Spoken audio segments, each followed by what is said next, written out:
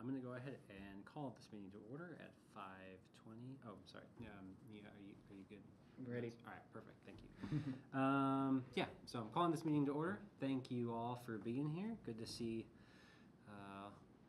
you all in person. So moving on to agenda item number 2, a review of the minutes and financials. We'll start with the minutes. So the minutes have been distributed and read. Thank you, Nia, for taking the minutes last month. Are there any noted corrections to the August meeting minutes?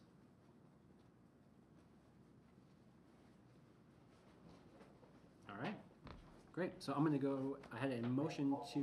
Sorry. I motion to approve the minutes. Can I get a second? Second. Okay, great. All in favor of approving the minutes, say aye. Aye. Any opposed, say nay. Wonderful. The minutes are approved. Holly, can you please take us through the financials? Sure. Hi, everyone. Okay, so the last time we talked, we had $141,017 left for our 2 remaining grant cycles, the operations cycle and the not emerging artists anymore, artistic advancement. And at the last meeting, you all approved the operations allocations. Thank you so much for that. And so I haven't added those numbers to the spreadsheet yet because those funds have not been dispersed yet because we're waiting for legal to do the contracts. Legal. And so, but we awarded a total of $38,876 in operations grants. Most of those funds will come out of the BUEA's allotment. I think about $27,000 will come out of that. I think we'll be good there. And then the rest will come out of the BAC allotment, and that will leave us with roughly $50,000 for our artistic advancement cycle, which is what we planned on. So we're good there. And then last night, looking at our other funds, we had our first professional development workshop at the Waldron Arts Center. Thanks so much to Christina and Chaz for knocking it out of the park. Thank you to Suzanne for being a panelist. It was amazing. If you all remember the artist forum we did back in May at the Fire Bay Theater at the Waldron, I feel like the thing that came out of that was everybody was like, we want more of that. We want more of that kind of conversation that really engages with what artist needs truly are in this community, and I feel like we delivered that last night. And so I'm eternally grateful to Christina and Chaz for making that happen. They did it all. I just showed up, so thank you. But as part of that, we had, I think, 6 panelists, including Suzanne, who spoke, and so we gave them all an honorarium, which means we finally spent some of our Emerging Artist Professional Development Fund.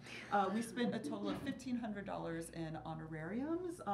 We're planning to have 1 to 2 more workshops this year to further spend down that money. I think we're working on, I don't want to steal Chaz or Christina's thunder, but I think the next one will be focused on budget, and the next will be focused on DEAI.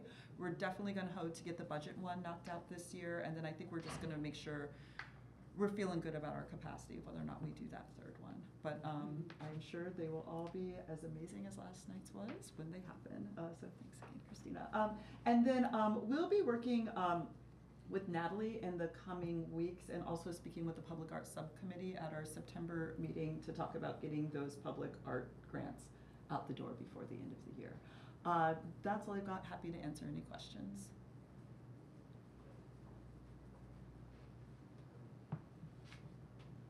Can you just clarify, the reason we need to spend it down is so that we can get more, right? If we don't spend it, we lose it?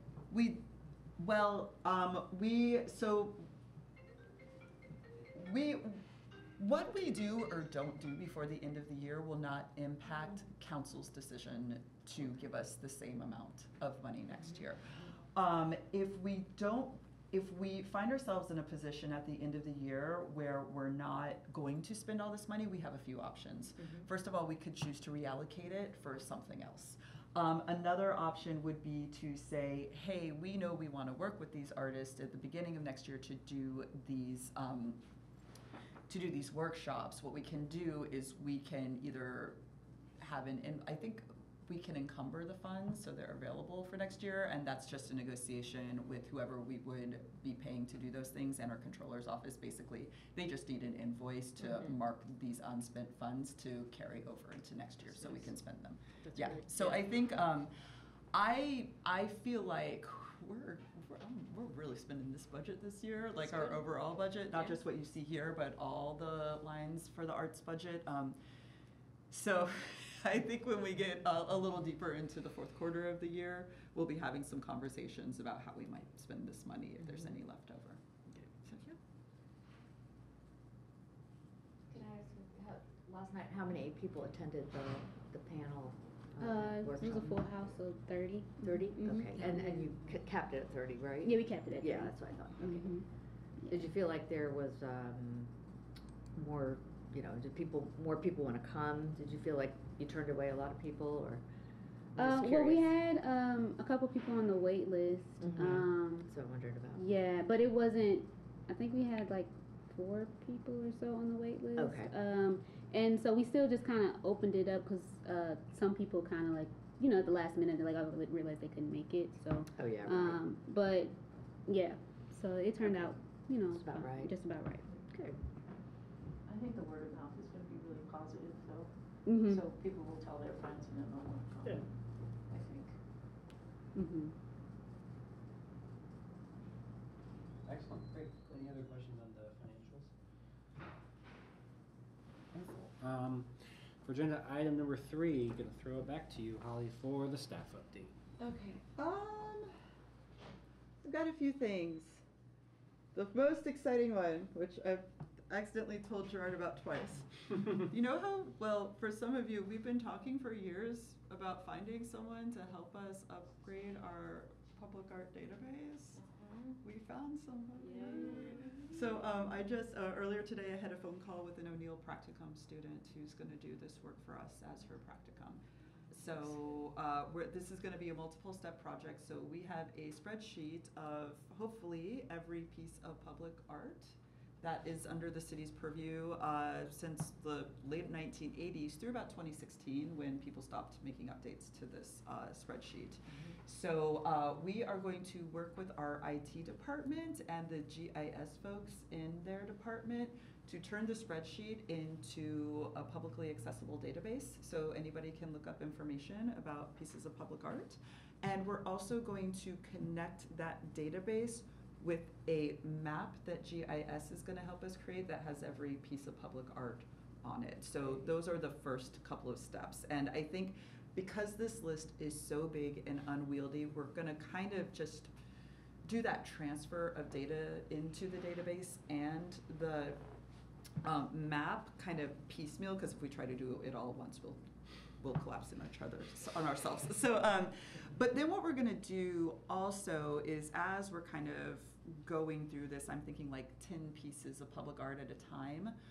We're going to create QR codes for all of these pieces of art so folks can do self-guided tours of them. And I have bigger visions of, I would love to also in the future do like in-person tours of public art. We did this for Exhibit Columbus Bloomington Day in May of 2023. It was incredibly successful. People really enjoyed it. And it's really great because we can start at the farmer's market on a Saturday and just have a great hour-long walk around town with folks who are interested. So I'm hoping in the future we can get there, but I think first we just need to build the structure to house what we want to do. Another thing that we're going to want to use this for is to learn where public art is not in the community. Yep. And we're going to use that to kind of inform where we might propose future public art projects around the city. Mm-hmm. I think knowing kind of where the Indiana Arts Commission is going and like where cultural districts like us should be focusing our attention, they're thinking more of like a creative community plan to make sure that we're not focusing all of our public art in one downtown district, but making sure that it's equitably distributed around town. And I think this is a thing that many other colleagues in my department are focused on as well. I think we're going to learn that where there is not public art is also the places that don't have bus stop shelters. So it's the places that have just been, you know, historically overlooked when it comes to funding. So really interested to see how that evolves. So I'm just really glad that we have this person to help us take this first step. And eventually we'll bring her to a BAC meeting and you'll be able to meet her. Great. I also wanted to share, so Jane Cooper Smith, the Director of Economic and Sustainable Development, gave our budget presentation a couple of weeks ago, and this was just an overview for council of what we do and the things that were most important, that we feel are most important to be funded. This includes a $25K bump in how much money we have to spend on Bloomington Arts Commission projects, grants, public art, things like that. So we'll see how that flies. It's a new council, and we'll see. Not sure how it's going to land yet, but I'm feeling good about it. Go for 50. Yeah. And then, but what was most interesting about this is, like, historically, when we do these presentations, you know, we're not just talking about arts in our department. We're talking about sustainability. We're talking about small business. We're talking about food security.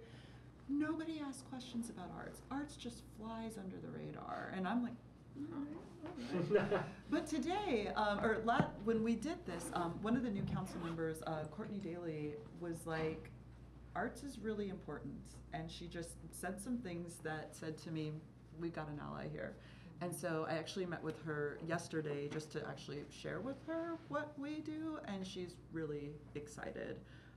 So we're going to sign her up for the newsletter, try to get her involved in some public events. Hopefully, eventually, we can get her to come to an Arts Commission meeting. So, it was just really heartening to hear somebody say out loud, "This is going to be my cause as a council member." She's been on a theater board. Yeah, she was on BPP, and her husband. He ran the theater the Waldron. Yeah, and he Ivy he was the operations manager for the Waldron under Ivy Tech. So he was a lifesaver when the city took that building back. He taught me how to unlock and lock the front doors. So that's really great. A couple more things. Thanks for bearing with me. You might have heard in the news, and I think we mentioned this in the midpoint email. So the folks who oversee the Trades District and the City of Bloomington and IU got a joint grant for $16 million. And this money is overall for development in the Trades District. So it will mean that we'll be able to pay for the tech center that is being built, thanks to Chaz, who was the project manager on getting that thing in the ground and built up. Thanks, Chaz. But it will also just give the Trades District more dollars to be able to sell plots of land to other developers, which we hope will increase jobs and more people and bolster our economic vitality overall. This is a grant from the Lilly Foundation, and Lilly was like, you cannot do this without incorporating art. So the city and Indiana University will be partnering to put up to 6 pieces of public art in that district. The way this is going to look is still very nebulous. There's a lot to be figured out here. I think a lot of players at the table are new to public art. I think you all know from just trying to figure out where the heck to put OT 987. It's that we got to be really careful about what's underground. We have to be really mindful of what's being built by the other developers. So it's going to take some time. But overall, I'm excited. And once we have a clearer vision of where we're going, I will bring you all in to this. Another thing I'm going to bring you all into soon is the convention center. So the convention center expansion is moving forward. They've chosen the footprint. There are 3 folks who have proposed hotels, so they'll be choosing one of those proposals to put a hotel somewhere in the area where the convention center is. The convention center will have a 1% for the arts budget of $500,000. Wonderful. I feel like I always want more, but I think that's a lot more than we've ever gotten for 1%. So I'm really excited about that. We're going to talk a little bit about this in the Public Arts Subcommittee meeting at the end of this month. I'm going to share with you some things I've heard from the subcommittee that I'm on that's talking about how we're connecting the convention center to Arts Downtown and some of the ideas they have for public art in the convention center, but they know that we need the experts there. So I'll run y'all through next steps there at the So who subcommittee gets the meeting. rest of the 1%? That's it. Oh, That's oh. it. It's, yeah, it's Okay. $500,000. We can fight for more. No, I didn't know if the rest was, or if there were more of Yeah. it going to parks or something. No. That's good. It's, yeah. Impressive. We have some really good allies on our side for this one. I want to go back to the trades for a minute. I really feel like the public art that we're going to do in the trades district is going to be a way to get a conversation about a 1% for the arts ordinance in place for private developers. I think we're gonna model what public art can bring to that area, and I think knowing that the developers they wanna bring into that district have a lot of money, shelling out a little for a piece of local artist's work, or a mural, or a developing artist gallery, they've got the money for it. We should push them. So I think this is gonna be a good way to start that conversation. The last thing I'll say is, this is very new. I will send you all the details when they come in. There's gonna be a Hopewell update on October 7th. That's just for the community. It's kind of like a press conference, and it's just to update folks on where we are with Hopewell. I think there's been, I think people just don't know what's going on, especially now that we've got the transition. We're seeing some work, and there's a huge part of Rogers closed off right now that's just making some folks' lives, either as business owners that live in that area or people who just commute that way, not easy. So the city's gonna be just doing updates on infrastructure, but they're also gonna do an update on the public art, which Christina will share as part of her public art report later in the meeting. So I will send you all details for that. It would be great if some of y'all could be there. It's October 7th at 6 p.m. You can also meet my parents because they're gonna be in town. Okay, that's what I've got, but I'm happy to answer any questions. Good. I wasn't in town. That's all good news. Oh, it's at 6 p.m. Yeah. My flight's at 6:15. Okay, sorry. No, we won't. Be a lot of angry people there. Okay. Yeah. Any questions for Holly on the staff report, the staff update? Okay.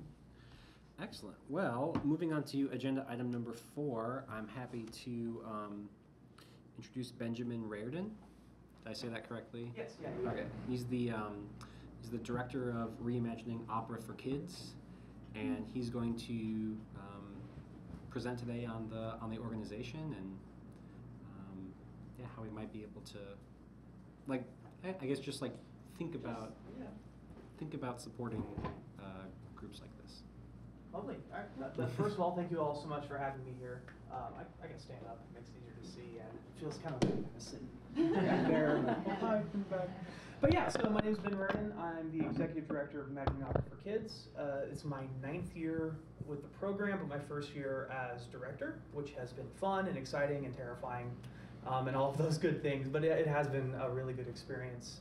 So I'll talk a little bit about our organization. We were founded in 2007 by Kim Carballo.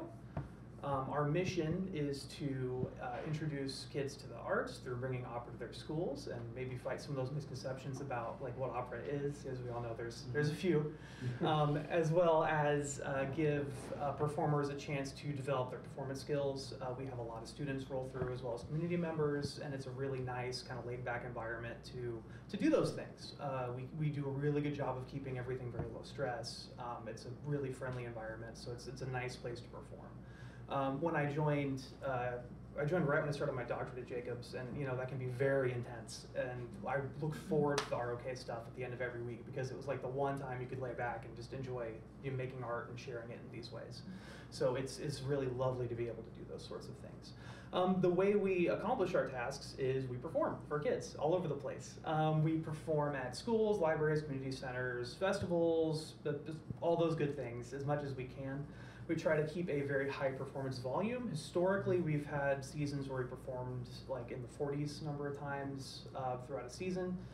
And we manage that through having a big roster of performers. So once again, to go kind of historical, we used to have numbers like in the 20s and 30s, so we could rotate our casts. So like I had a season where I performed probably 20 or 30 times and did not perform with the same cast twice. We were always like plugging someone in, plugging somebody out. The nice thing about that is it keeps fatigue low. People can kind of come in and out as they're available. It really helps with that kind of relaxed environment, which I think really spreads to the kids. Like they know like we're having fun, they're having fun. It's just a really, really nice thing to be a part of, honestly. Let's see, what else? So, sort of where we're at now and moving forward with the organization, right? We are kind of in a rebuilding cycle right now, as with like a lot of nonprofits. I'm sure you've seen it all over the place. You know, we got hit hard too. Now, the nice thing is we kept performing during lockdown, which was a monumental feat, and I wish I could take credit, but I was just on the performance side then. It was our production manager then was a hero. I mean, she drove a green screen to every single person's house so we could perform in front of a green screen. We had like a little earpiece with a backing track. That's They amazing. clipped all the things together. We made like a little show, and then we sent it to kids who were remote learning, so they could see it. And then we would zoom in for like Q&As, because we always do Q&As at the end. It's important to be able to communicate with our audiences. And we did 2 seasons of that, which was challenging and different, but it was cool to still be able to get out there and be a part of everything. The downside to that we learned is we missed 2 recruitment cycles. So we were able to perform with a lot of people who weren't even in town anymore. Most of our people are from IU, although we do have community members involved. So that turnover rate can sneak up on you pretty quick. And in the last 3 years, we've had almost 100% turnover on our performance side. So it's been tricky to come back from that. Thankfully, this year has been like really positive so far. We've doubled our roster size from last year. We've already booked the same number of shows we had last year, and we're not even close to done getting stuff booked. So we are kind of back on track to get back to where we were, which is, I just got a phenomenal production manager and a great board, and everyone's just really kicking in and doing awesome work. So that's been really great. The reason we can do these things is because of support that we're getting from organizations like y'all. Like it is, yeah, I'm not gonna be able to word it. Like it's so important and helpful, and it means so much to us that like organizations like you guys got us through that. Like really helped us out when we needed it, and kept us going so we could get out there and get in front of kids and keep everything. I skipped that part. Keep everything free. It's really important to us that we don't have barriers between us and the populations we want to reach. So our shows do not cost kids a dime. We don't want anything getting in the way of them experiencing the arts. And you know, we survey schools after we perform there, and we found like, depending on the school, like 30 to 80% of our audiences are on like free or reduced lunch programs. You know, our kids who wouldn't be able to go access performance, so we get to bring it to them so they can still experience it and still get to be a part of the arts in that way. So yeah, that's what we're all about, and it's just been so lovely to be here and to be able to meet. You know, I met with Holly a couple times, and just to be a part of the Bloomington arts scene. You know, trying to become more in the community, and I think we've made some good pushes this year. Like we're gonna collaborate with like the BSO and Bridges Mayo and some things like that. So we're trying to be more present and with y'all more than we have been historically, and especially in the last like 4 years. So yeah, I'd be happy to answer any questions about the organization, how we do business, anything at all. Yeah. So does Jacobs or the IU provide you with any support? I mean, this is outreach, it's growing future audiences, it's pedagogy, it's doing all sorts of things. Historically they have. The faculty is hugely helpful when it comes to like our recruitment cycles and things like that.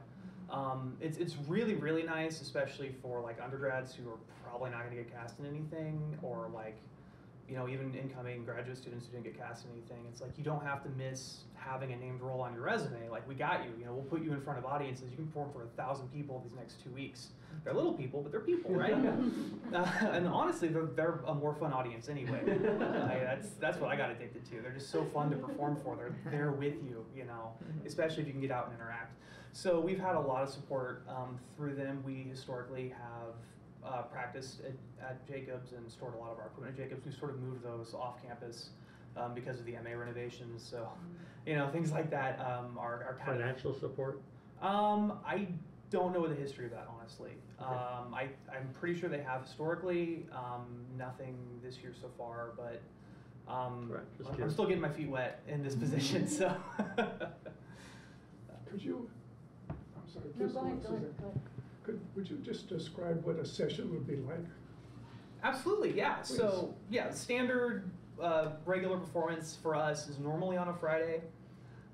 Usually morning or like right before the end of school. We'll go to a school. We will set up our show in the gym or like an auditorium or a cafeteria or a classroom. We've done them all. And it's always a different space and different size, so kind of negotiating is part of the fun. And then they'll bring whatever student body we're performing for in. We will have our cast, which depending on the show is between 4 to 6 people. We'll have instrumentalists. We will almost always have a pianist, but sometimes we'll have other instruments just sort of as we're able to recruit. We'll have a little pit. And then we'll put our show on for them. So we produce one show a season, so it'll be the same show all season for the most part. This year we're doing Aesop's Fables by Anthony Plogue, which we did 8 years ago. It's probably the most modern piece we do, but it's really charming. It's just like 5 little vignettes. Every scene's a different fable.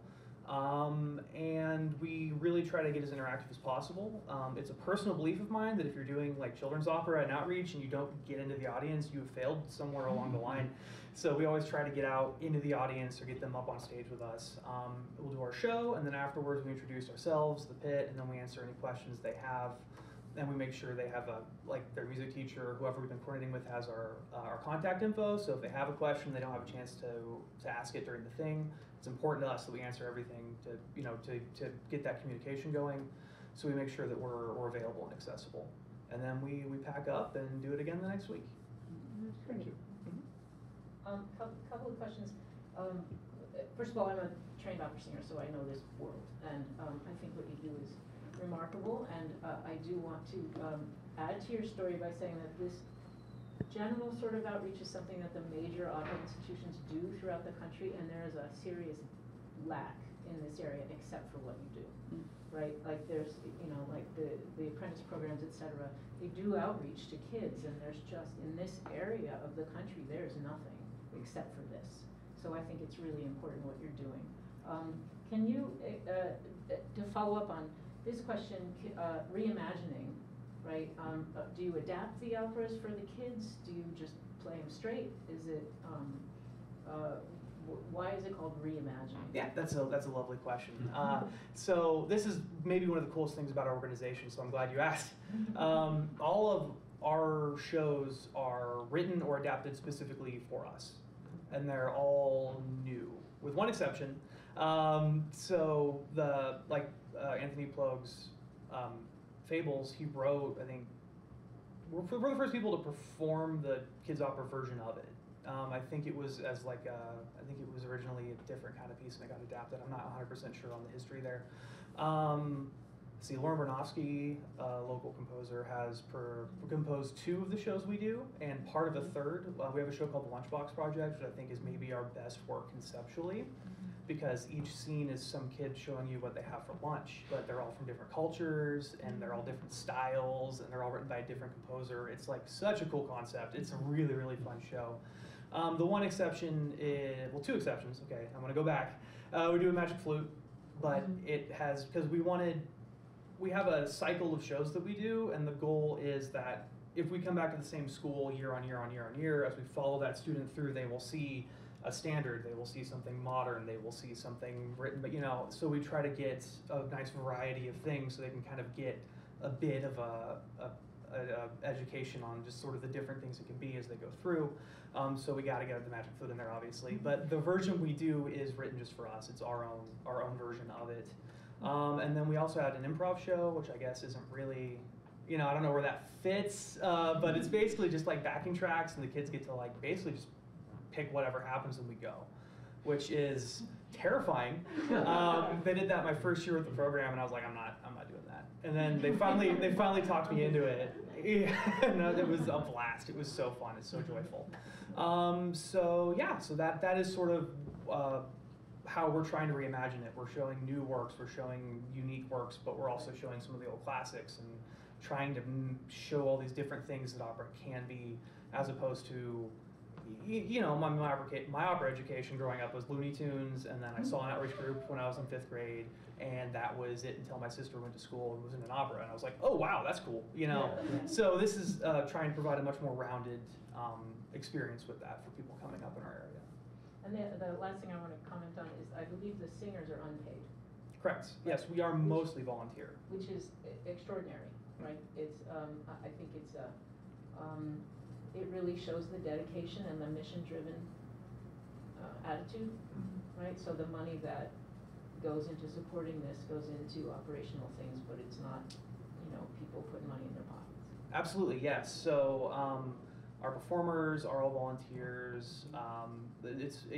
All our costs are administrative and operational, right? So the scenery, all those good things. And it's fun too, because I think Kim said this like really early on, and I loved it, because she was like, this program self-selects like some of the most fun people you'll ever perform with, because it's the people who are willing to give up a Friday to go perform for some kids, and they are like year on year, like, and it's not on purpose. We just get some of the best, like, most fun people to perform with, and it's just always a delight. So and they're all volunteers, absolutely. You're a good Thank you. spokesperson for them. Oh, Yeah. thanks. I've got a couple years on board, so I tried. Thank you. Can I ask one last question? So one of our duties as BACers is just to kind of be an ambassador for different arts organizations in town. Is there anything that we can do for you to help spread the word, just in general? Yeah, honestly, like that is one of the big things we're trying to tackle this year. For an organization that's been around as long as we have, our name recognition is not great. And we are trying to shift focus onto that this year and moving forward. But yeah, putting the good word out is always helpful. We are about to set our season, at least the first chunk of our season. So very soon our website will have an updated list of public performances on it. So, if you know people with kids, or you just want to come check the shows out, I mean, they're fun for all ages. When we did the 4th Street Festival show, I think there were like 10 kids in the audience, but we'd filled it up. It was mostly adults, and we still had a great time. So we're really good at kind of on the fly adapting to whatever audience we have. So it is just a joyful thing. So if you want to experience it, come check us out. Thank you. Thank you all. Appreciate your time.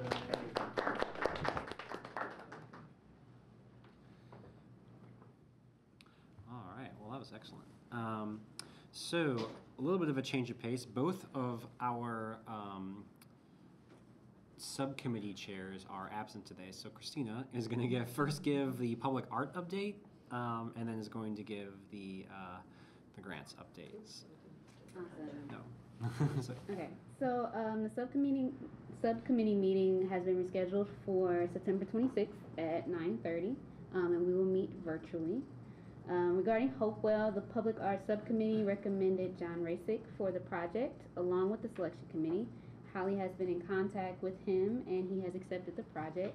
And so install is expected to begin in spring 2025. Which one is Hopewell? Hopewell? Yeah, which The the yellow green? undulating Yeah, good. serpent. Good. Yeah. I like that one. Mhm. Sure. Is there going to be a public announcement of this, or has there been? I haven't seen. You heard it here first. It's next week or the following week. Yeah. And again, we'll talk more about it at that October 7th event as well. Great. I'm going to try to get him there, but we had mayor's schedule comes first, so.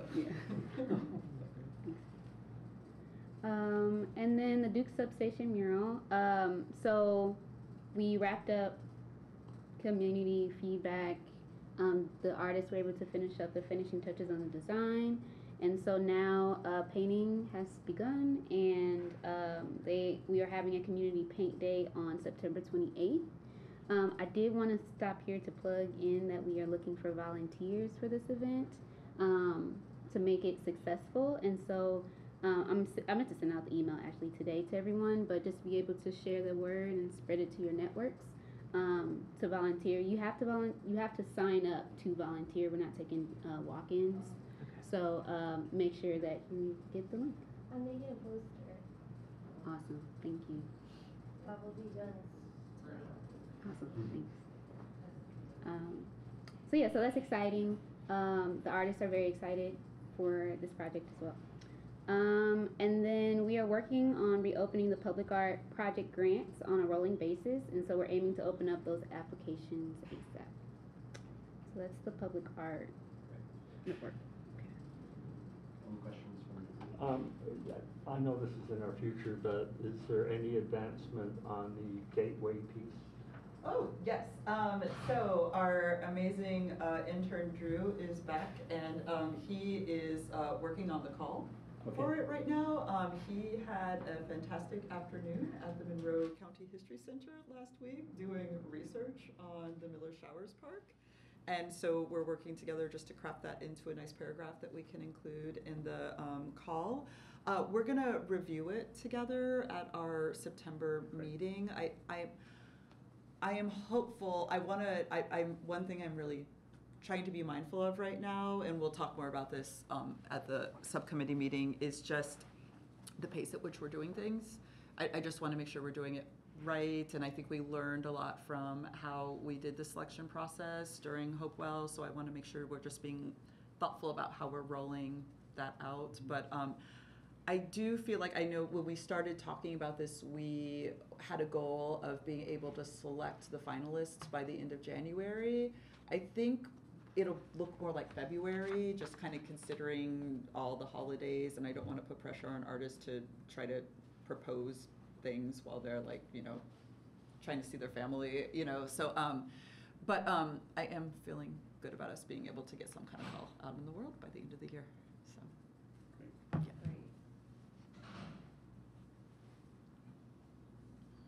Excellent. And the grants. Okay, all right, now we got to the grants. So operations grant notifications has been sent out to awardees, as well as declines, while the city waits for the MOUs to be moved through legal so funds can be dispersed. The artistic advancement grant application remains open until the 20th of this month. Please share through your personal socials and emails to friends and colleagues. And then the last comment was actually just a congrats to me and Chaz. So I'll just read it from what Lee wanted to say. So congrats to Christina and Chaz for organizing an excellent panel on grants at the Waldron last night. Attendance was large and engagement was impressive. This is truly a great indication that our community wants more of these kinds of meaningful gatherings. Thanks to Suzanne for participating as a panelist and offering insightful reflections from both sides of the application process. And I will add, we only allowed for 30 based on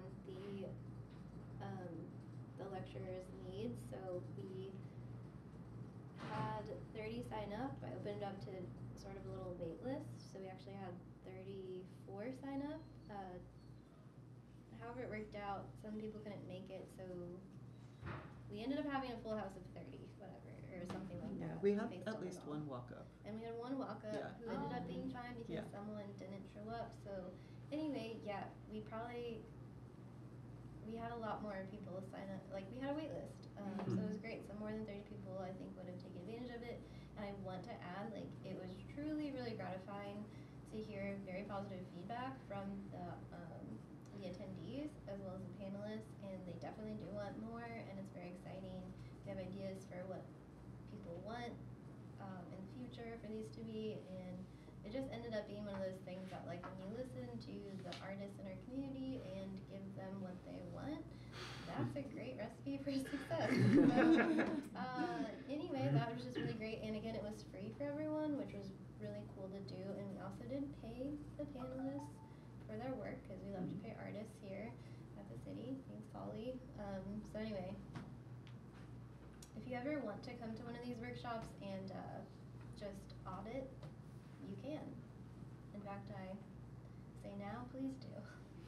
So was there a good demographic, a reasonable diversity of age and ability? That could have been worked on. It wasn't, I don't think, the best. There was actually, my neighbor is Alexander Landerman, who is an IU printmaking professor, graphic design professor, and he shared it with his class, so we had probably, out of the 30, like, oh my gosh, like 7 of his students take it. Great. Which was great, which was fine, but so that was, it was kind of skewed towards graphic design because of that, but they really appreciated it. But yeah, there wasn't just IU students, there was a couple older folks, so I don't know, Christina, Suzanne, or Holly, if you want to comment more on that, but it could have been better, I think, and that is something to note. I think it was a good first Yeah, for the first one, showing. not bad. Yeah, and I thought it was also an interesting range of folks who have applied and or received yeah. grants Yeah. before. And folks who was like, who are you? Thanks for coming. I think it was also like, I would say kind of like across the career spectrum. Some folks were like further along than others, or just to have a different type Yeah, of track very much. record, I think. So that was really excited too. And then I would say also across genre, we did have a lot of graphic designers, but we also had a writer and a filmmaker. We had glassmakers. We at least had, I think we had at least two glassmakers. Yeah, a couple, and if y'all remember, there's one person who does dance calling. Oh yeah. Like they were there. Oh, they were. Yeah. So that was, and some of like our past emerging artist grant recipients who have Yeah. graduated, so who were in the MFA program when we awarded them funds, but are now artists who have chosen to stay. So it was. Also, I want to add, Suzanne, we kind of like partnered for the BAC breakout session. And it was a pretty good amount of people, so it was really nice being able to talk about the organization and things that we're doing, both from grants and public art side. So Yeah, it that was nice. That was a very young crowd, except for one woman. Mm-hmm. And I thought their questions were impressively specific. Wow. And helped. I found it helpful in terms of like maybe what we can do with the forms. Awesome. Right. Okay. And they translated it really well. Like, how do we know how much detail to put in this or that Mhm. question or whatever? And Sweet. and it was pointed out there's no word count limit, so there's no way for them to judge how much they should say. Well, there should be. Okay. Yeah. All right. Great. Yeah, That was we one, should do that. Yeah, that was one point. But I thought the questions overall, both in the main panel section and then in our individual section, were really good. Yeah. I thought my one-on-one, which actually ended up being two-on-one because her friend came. Oh. That was also, I thought that went well. I thought it was overall, like you said, a great first Dope, time out. Yeah. One person that I know, one of the two musicians, had no idea about this, and I told her about it. Okay. I don't think we reached the music Okay. crowd at all, and certainly not the good to know. not the art Okay. music crowd. Okay. Yeah. Okay. I felt that was kind of fine with who signed up for it, Mhm. as well, in a way. I think we have a lot of work to, like a lot of improvements to moving forward, that, Right. and also just learned a lot, so I think like keeping those notes are Right. really good, because, Yeah, no, they gave us really helpful feedback, I thought, across Mm-hmm. topics. yeah, and then they Questions. wanted this sort of thing, I think was really great to know, and Right. the more specifics and how we can plan it better, and yeah, who we need to reach was kind of eye-opening too, and the great partners we have too, with like Alexander Landerman, who's, beautiful mentors like that who are helping take advantage of these things, and it made me think like, should we do just one for his class sometime? So like how do we? I don't know. I just had a bunch of ideas, too many ideas, but and Christina was a panelist as well as helped me organize it. So good job for that. And as a reminder, we had Ursula Kuhar. she's an IU arts admin professor who did a 30-minute lecture, and one Amy O, who runs Girls Rock Bloomington and is a musician herself, said that was really great because she always thinks, should I get my arts admin degree, but I don't know, not a perfect fit for her maybe. And then someone like, she said the professional development of this was great because usually Ursula is just for, right, master's students, but she got to hear from her directly through that. So I forget exactly what she said. I'm not being eloquent today at all or ever, but anyway, that was just great to know that we are kind of breaking outside of the IU cycle and kind of giving that resource to non-IU people. And then we did a panel discussion with everyone and the breakout sessions and one-on-one reviews. We did a lot. But I thought it was really efficiently run, like you kept it moving. Yeah. Thank you. Yeah, See? that was good. Yeah. And it went by fast. It wasn't like exhausting Yeah, it was 2 for the amount hours, of time it that was. felt like 20 minutes. Yeah. It went really fast. And the Waldron's a great place to do that. I think Sarah, the gallery manager, said we can continue to do them there, which is nice, because I think it was really perfect for that. Especially the one-on-ones, because it was like corners people could go to and rooms where they could close the door and have those conversations without, because it's super awkward if other people hear you. Yeah. Well, your grant proposal is kind of terrible. You know, like, you don't want people to hear that. Yeah. Or, you know, you can't be as honest or Yeah. direct. You know? Oh, one more thing I want to not about the workshop, but we have 50 people so far who have made applications for the Artistic Advancement Grant. So that's, I mean, having 90 is great, but also all those people won't get funded. So 50 is still a lot, but I just want to give you an update on the people. And this is not people who maybe will fully submit, but anyway, we have about 50 people in there, so. So what, about 10 more days, 9 more days? Yeah. Yeah, 9 more days. Let's push it. Let's push it. Let's push it.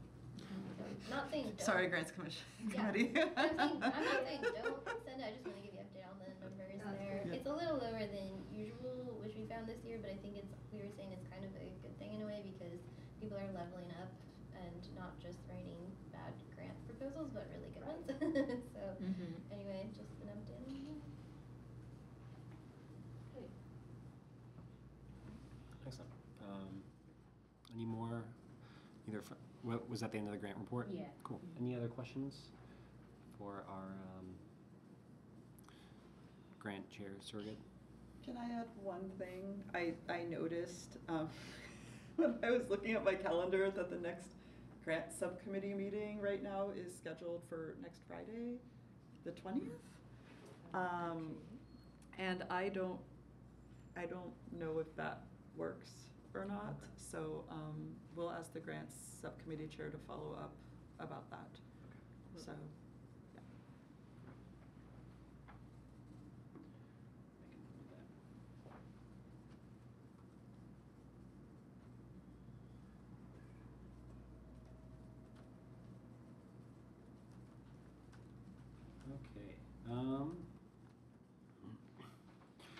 Okay. Thanks, Christina, for giving both of those reports. All right, moving on to agenda item number 7. So voting on new bylaw language. I'm going to throw this over to Holly because Holly can talk in more detail sort of about what's being asked and by whom and why. But basically there is a section of, I think it's the city code. It's the municipal code that means we exist and gives us authority. Municipal code. Yeah. Oh my gosh. And that includes some short but important information about the Bloomington Arts Commission, and we've been asked to update it. And Holly, maybe you can talk a little bit more about that. Sure. So we've been talking about this for a few months now. So basically, the legal portion of the Office of City Council reached out to us and was like, hey, we're just run-of-the-mill asking every commission, do you have any changes you'd like to make to your municipal code? And I took a look at it initially and was like, oh my gosh, it says that we're supposed to make an annual city public art plan. We're not we're not gonna. That's not how we're gonna use our time. So I was like, let's look at this. And so I think we looked. So basically, what this kind of breaks down into is why we exist, like what our purpose is, and then it is a further breakdown of what our real duties are. And so I think we all took a look at this together several months ago at this point, and you gave us an initial round of feedback, and then Paul reached out to Gerard and me with some really insightful suggestions. So the three of us met and had a conversation, and based on our conversation, I integrated we just updated the language basically. So if you look at this document, basically what you see is the language on the lower half of the document is what it has been up to this point, and at the top is what you see that we've recommended. So basically what we've done is that first paragraph, public policy and purpose, we didn't really make changes to that. Our mission is our mission, and we agreed that that embodies why art is important in Bloomington. But what we have included now is stating a few specific things that we do to manifest that mission. And when we thought about kind of editing these bylaws, we wanted to say things succinctly, but we also wanted to give ourselves flexibility. So for example, supporting local artists and artist groups, yes, we want to do that, but we also want to leave space for us to be able to do that in many different ways without defining different programs that we might be doing that are going to lock us in. And if we shift focus in 2 years, we would have to go through this process again. We don't necessarily want to do that. Also engaging Bloomington residents in the arts. So this is just being ambassadors for the work that you learn about here, for the work that we're doing. And then facilitating connections between City of Bloomington staff, artists, and artist groups. Again, this is just making sure that the folks that you are meeting out in the world as a commissioner know what resources exist for them that are provided by the city, and connecting them with me if that's what needs to happen. So that's what we did for that first half. And then powers and duties.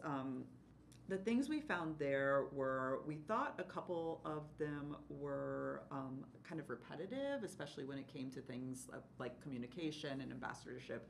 So we combined a couple of them. But then what we also did again is we took out like references to specific programs that we're working on. Just again, so if we say 1 year we're going to focus on revitalizing our version of the public art master plan, we can do that, but we don't have to change the code if we say, and we're happy with this now, and now we're going to shift to doing something like that's grant related, right? Mm-hmm. So that's why you're seeing those changes. I'm going to stop talking and see if y'all have questions. I got a question. Yes. I'm sorry if I'm throwing a wrench into the works. Go here. for it, because I've got one to throw in before we approve this. Okay. Well, the emphasis is on the community's participation in the arts, mm-hmm. and it shows up in several sort of voices. Mm-hmm. I've observed, let's take Hopewell, for example, and the upcoming Gateway project, that in a way, we are curating the acquisition mm-hmm. of artists to put art into our city, mm-hmm. not necessarily local artists. Mm-hmm. And so this reads very local to me. Mm-hmm. And it doesn't, I don't see, when I look up top, the conservation and development of the city's artistic resources, is that our artistic inventory? Or, you know, I don't see anything in here about art pieces and how they get there. Mm-hmm. So that's just from observing what we have done. Mm-hmm. Yeah, the public art piece at the Duke Walls. Yeah. Yes, that's full it's full participation of community members. But I think there's also a level where we're asking the community to engage mm-hmm. arts, and that might be works coming in from outside. The artist that came from Chicago, who made a presentation, it's not local. Mhm. So, Okay, this is good. I want to make sure I'm understanding what you're saying. So what I'm hearing is where we could maybe do a little more work is defining specifically what we mean by resources. And also calling out specifically that part of what we do is public art works. We don't have to say we make a public art plan, but one thing we do is engage with the community to commission new works of public art. Could we say by local, regional, and national artists?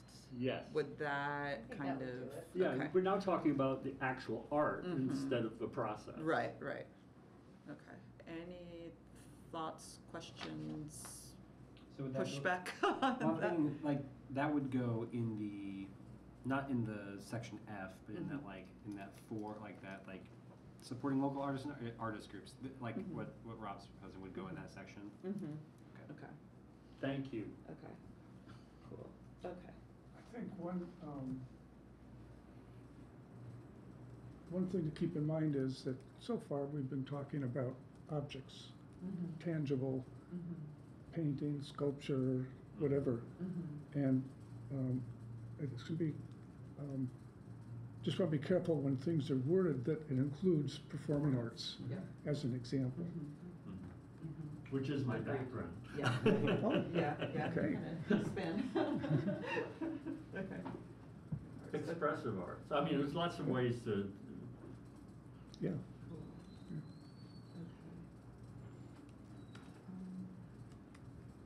Okay. I'm just gonna take a minute to make sure I got Yeah. that down, cause. this is a couple, there's an installation, but there's also an event, Right. you know. So engage with the community to commission, okay.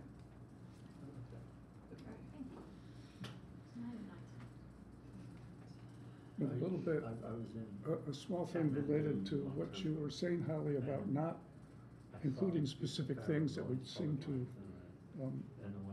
burden us in a way, is maybe leaving out the examples of strategic planning projects in number 3. So where there is a reference to the 5-year strategic plan and so on, so. Yes, okay. Yeah, because we might, yeah. I think that's great. That number 3 is a bear to read anyway. Yeah. So I'd be glad to, Yeah, to cut it out. read with again or slice away at it, whatever you would like,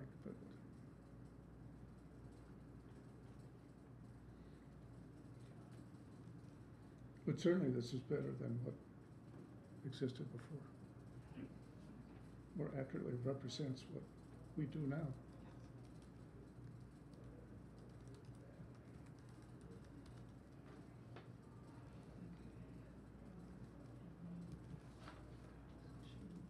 Okay, other One thoughts? suggestion, to address the question of local, regional, national, international, as well as across the span of arts. Perhaps number 2 here, engaging Bloomington residents in the arts across genres and on local, regional, national, international levels or something. I mean, Okay. bring the arts to Bloomington and bring Bloomington Yeah. to the world kind of thing. Great. Okay. I think one thing that came out, and it's sort of in this, is that what is our role when we look at Hopewell? Ultimately, we are not a selection committee. We are an advisory to you. Right, yeah. Yes. And it's, you know, it's a bit loosey-goosey with Yeah. the offer recommendations and advice. I wonder though whether that isn't okay, because under different circumstances, that could take a much different shape. If we think about Hopewell, it had one particular shape, but in other instances, it might something entirely different. I think hierarchically, though, we don't make decisions. We make recommendations to Holly. Except the grants are all decisions that we make. That's true. Those are actually still recommendations. Are they? Okay. Yeah. Yeah, but,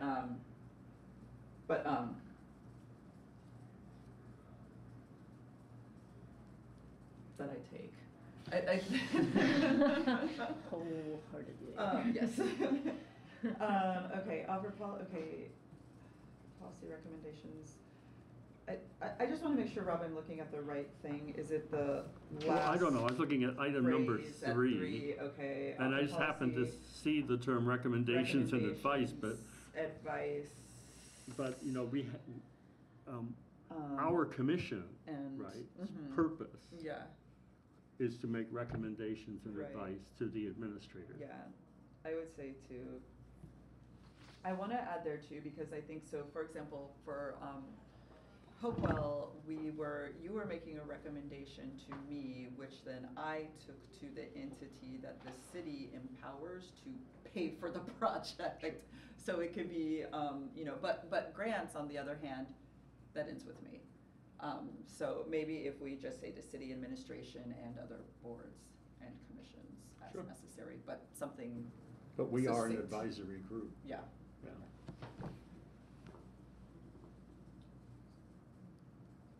Damn, we can't just decide what it'll be. Well, I remember at the Fella. meeting that we had over at an art store, Yeah. this fellow came in and was talking about a number of ways of why isn't the public making this selection. Right. You wisely, and I hope we can go in the direction, is we're actually hiring somebody. And that, you know, of course we want public involved, Mhm. but I think there is some curating that we can do. Yes.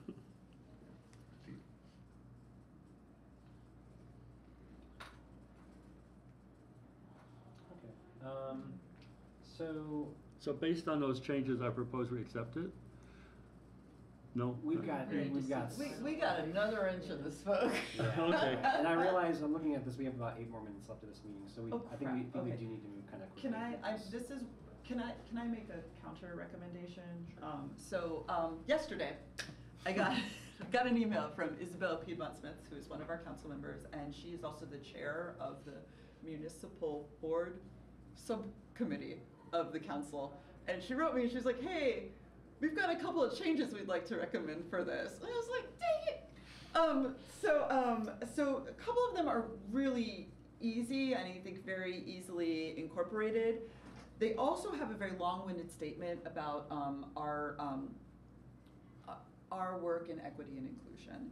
And Gerard and I reviewed that language together today, and we agreed that we have done so much work, and I know a lot as we've written grant applications and grant report forms to make sure that we are both genuinely showing our commitment to diversity and inclusion and accessibility, but also making sure that the folks we are giving funds to manifest it and just don't copy and paste a DEAI statement from the internet into their application.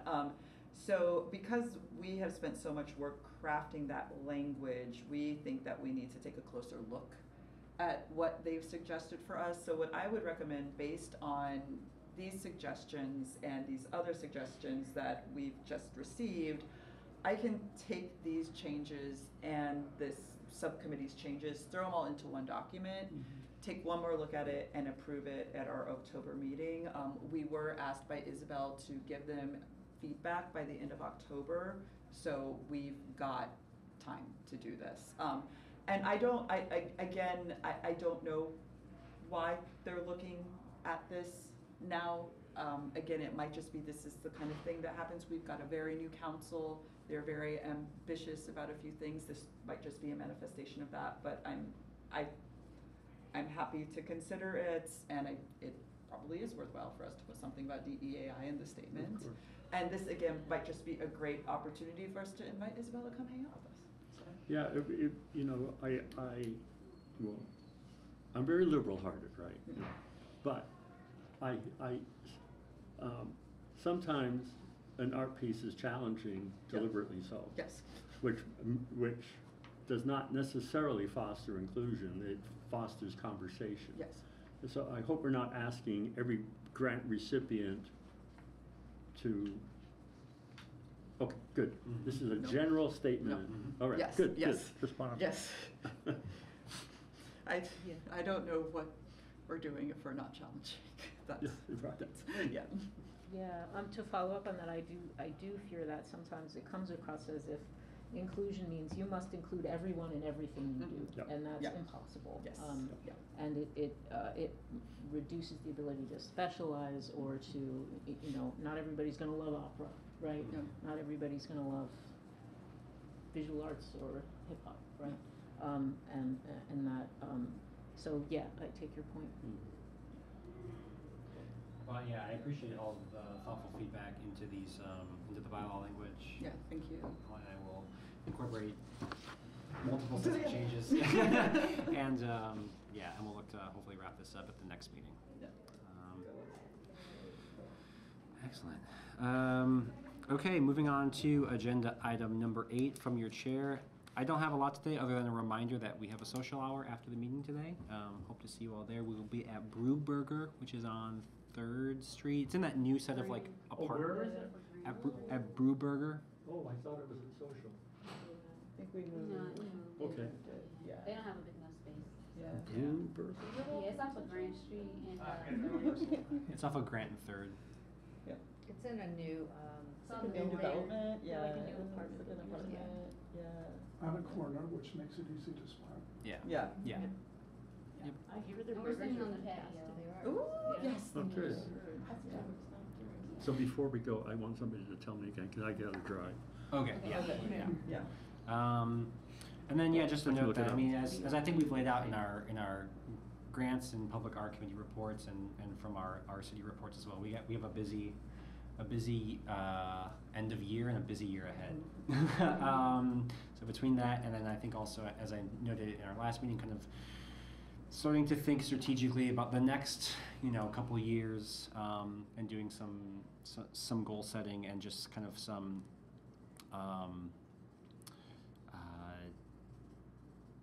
just planning and structuring of things. It's going to be a busy year, as it always is. Art never sleeps, as I like to say. So yeah, that's it from your chair. Agenda item number 9: upcoming events and important dates. Thank you. Oh yes. So Why, yes, it this should. this I will weekend, ton of stuff going on. There's Pride, which is listed there. There's also the Blackie Brown Festival. There is also, and this is like sort of arts adjacent in that there's a Busman's Holiday performance and a concert there. But on Sunday, the Friends of Lake Monroe, which is like an advocacy group for Friends of Lake Monroe, they're doing a sort of like concert, dinner, fundraiser kind of thing out at like, I think it's called like the Clubhouse, which is like out by the lake. Oh, cool. Yeah. So yep, there'll be a concert there, and it's pretty casual and informal, but a fundraiser for efforts to sort of like support the lake. And then another First Thursdays is coming around the corner. So We should point out that Pride and Blackie Brown do not fully overlap, so you can go to Yeah. both. Fridays all day. Right, Pride starts at 2, and Blackie Brown ends at 3, so.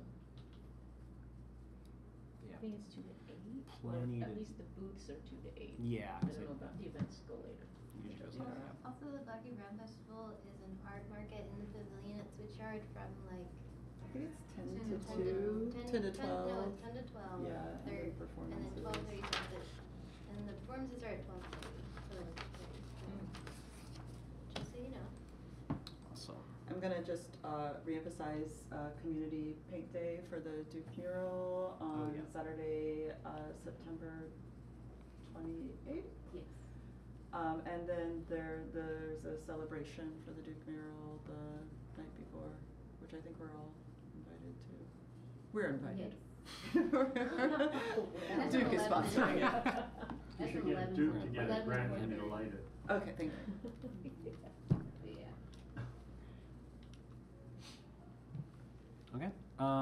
Moving on, agenda item number 10, any commissioner announcements for the group? I have two. I don't think they go on here necessarily, but first of all, this Sunday is the first Bloomington Bach Cantata Project performance of the season. It's at 2:30 at St. Thomas Church, which is on 3rd and Smith, which is where it always is, and it will be great. The second announcement is one of my favorite authors of my lifetime, Elijah Wald, who I worked with on a number of book projects, is coming to Bloomington when I'm not here for a house concert. He's doing a tour, a book tour, but also house concerts, and that is on the 22nd of September. It's a Saturday at 7:30. Requested donate or suggested donation $15. He is a blues musician, has toured the world doing that. He has written numerous books as well as he's a kind of a big time trade author. I worked with him on How the Beatles Destroyed Rock and Roll, which is it's like the history of dance music essentially.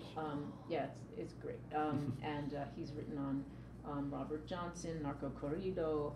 He does a lot of Latin American work. This book that he's touring right now is from Hachette, which is a major trade house, and it's on Jelly Roll Morton, and basically dirty language. It's censored lyrics from Jelly Roll Morton. Yeah, so don't bring your children. But it's a combo event of him playing and also this, and he's crazy. He makes his own shirts. Remind me what the date of that is? 22nd of September. It's a Saturday. Okay. And I can send anyone interested. I can forward the information because it's at Marge Steiner's house, which means not a lot to most of the people in there. So is this a reading or a? It's a concert, and then he'll talk about the book. So he's playing blues? Yeah. I'm a blues fan. Oh, good. I'll send you that info. Linda Handelsman sent around an invite to her house concert crowd. So I'll forward that. Yeah, please do. I will. I have two announcements. Another book thing. Yes. One of my favorite authors in the world, Hanif Abdurraqib, is speaking as part of the new Bloomington Book Festival that folks, I think primarily based in Morgenstern's, are putting together from it's like from October 29th through November 1st, I believe. And so Hanif, I call him Hanif, my BFF. He published earlier this year a book called There's Always Next Year, which is a book about high school and college and pro basketball teams in Columbus, Ohio. That's where he's from. And so he kind of integrates just the history of these basketball leagues with his personal history growing up in Columbus, but he is also he's also a phenomenal poet. And he's also a phenomenal music critic, and so he kind of weaves all of these things together to tell this beautiful story. I'm having a little trouble getting through this book because I'm not a basketball person, but the book that he wrote before this that resulted in him getting a MacArthur Genius Award was called Little Devil in America, and it's a history of Black performance in the US. And again, it is also told through the eyes of his experience growing up as a Black Muslim in Columbus, Ohio. It's an incredibly moving book, and each chapter is also just devoted to this crazy unknown history of a Black performer. When did he grow up? He grew up. He's a few years younger than me, So in the 80s, 90s, aughts, yeah. He's pretty fabulous. Oh, and for the Bloomington Book Festival event he's coming to, he's going to be in conversation with Ross Gate because they're best buds. Okay. So yeah, that should be really good. And it's at the Mill, but there you go. And the last, this is just an opera announcement, and I'm really proud of myself. Congratulations. I convinced 3 members of Constellation Stage and Screen to come to the November opera with me. So I am just getting new people who don't like arts as much as I don't like musical theater to the MAC, and I'm very excited. So that is a partnership with the Metropolitan Opera. It's a world premiere. No, but who did you nab? The creative director, the artistic director, and one of the actors. Yeah. Great. Yeah. So Well done. I'm really excited. excited. And they're doing, this is a production in tandem with the Metropolitan Opera, and it's, they're doing a book by Michael Chabon, who's a pretty well-known, he's won some stuff. I don't know, The Adventures of Cavalier and Clay, I believe is what the book is called. And this book won many awards. He also wrote Mysteries of Pittsburgh, which is probably his most well-known novel, but, yeah. Any other For the good announcements? for the good of the group, there's not parking right by Blue Burger, and there's a parking lot about a block west of there. Okay. There's- So is it one of those Street parking. houses that's on, Oh, yeah, yeah. like a No, yellow what house do where you Yats think? used to be? No, actual no, it's a restaurant. development. Okay, it's the big building, Yeah. right. I'll adjourn the meeting and then we can talk logistics if that's okay. Cool, yeah. Any other announcements? Any other public comment? There's no one. Ben, you got anything else for us? You are the public, so yeah. All right, excellent. Okay, well, I will go ahead and motion to adjourn the meeting. Can I get a second? Thank you, Mia. All right, this meeting is adjourned. Wow, packed meeting. Thanks all.